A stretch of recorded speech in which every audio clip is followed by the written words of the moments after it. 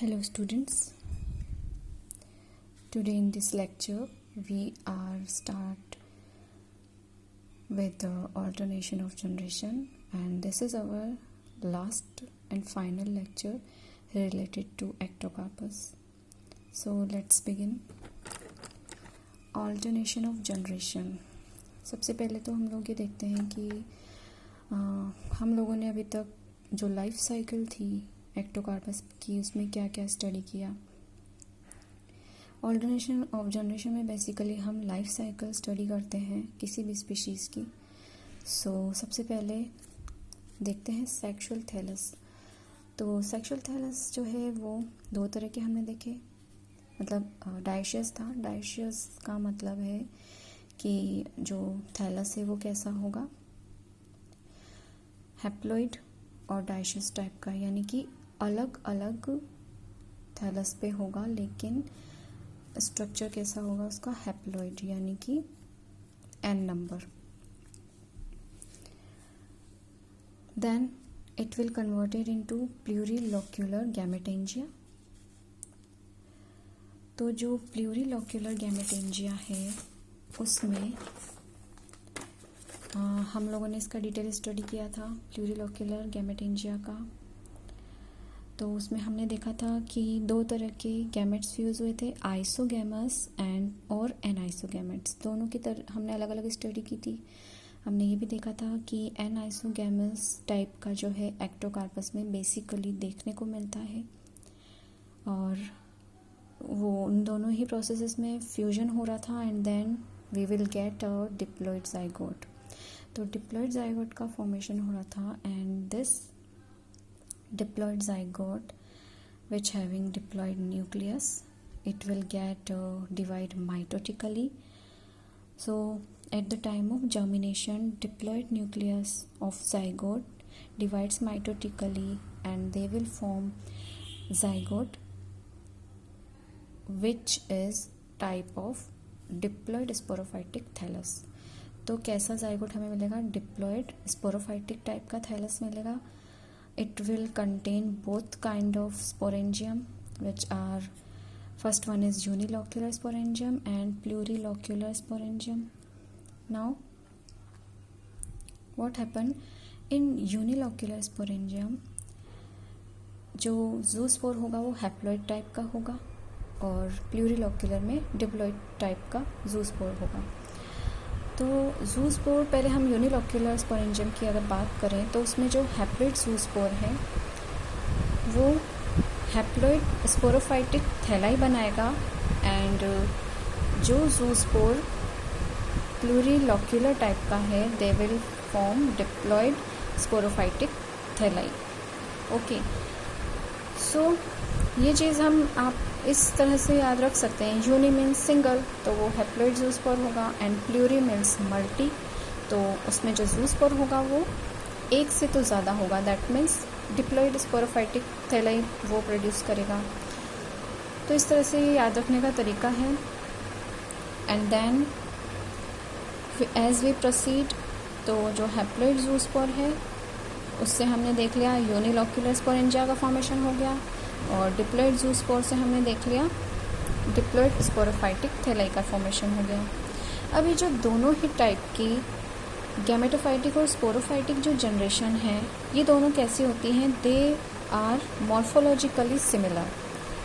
इसी कारण से हम इसकी जो ऑल्टरनेशन ऑफ जनरेशन है या लाइफ साइकिल है उसको हम क्या बोलते हैं, they it is isomorphic. Iso means same,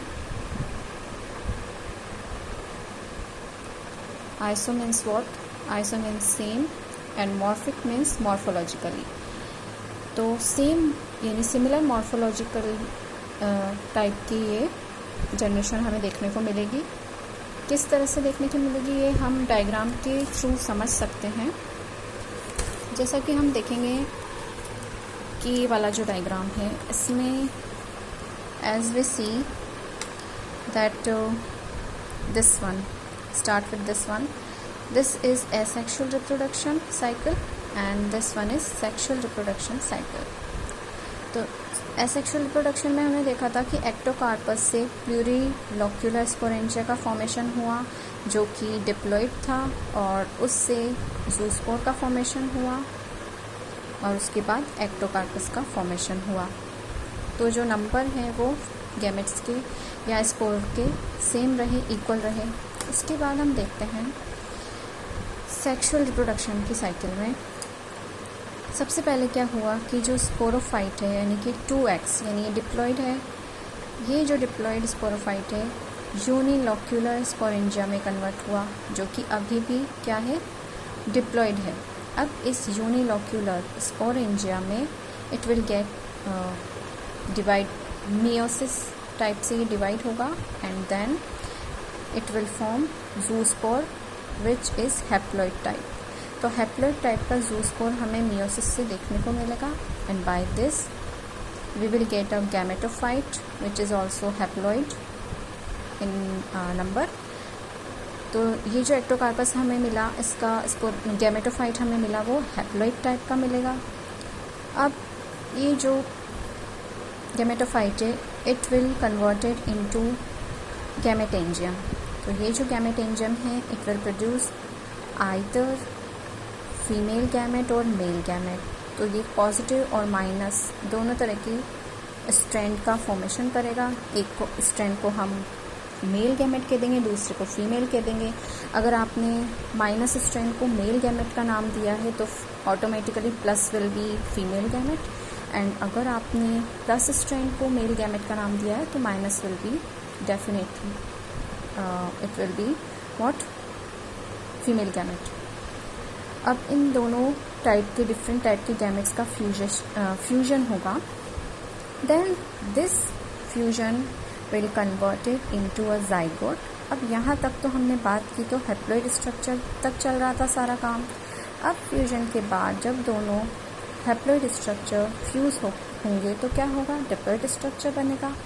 तो जो जाइगोट होगा वो डिप्लॉइड टाइप का होगा। तो जो सेक्सुअल रिप्रोडक्शन की साइकिल होगी इसमें हमें 2 फेजेस देखने को मिलेंगी, डिप्लोफेज एंड हैप्लोफेज। तो जो डिप्लोफेज है नाम से ही हम लोग अंदाज़ा लगा सकते हैं, it will having only diploid number. जितने भी स्ट्रक्चर बनेंगे सब कैसे होंगे, डिप्लॉइड नंबर के होंगे एंड डिप्लॉइड स्ट्रक्चर्स होंगे। हैप्लोफेज में नाम से ही पता चल रहा है, हैप्लो यानी कि जितने भी स्ट्रक्चर्स हमें मिलेंगे वो सारे हैप्लॉइड टाइप के होंगे। तो ये तो था हमारा alternation of generation, and by this our this lecture is completed. Some basic points are here. जो बेसिक लास्ट में जो पॉइंट है वो ये हैं कि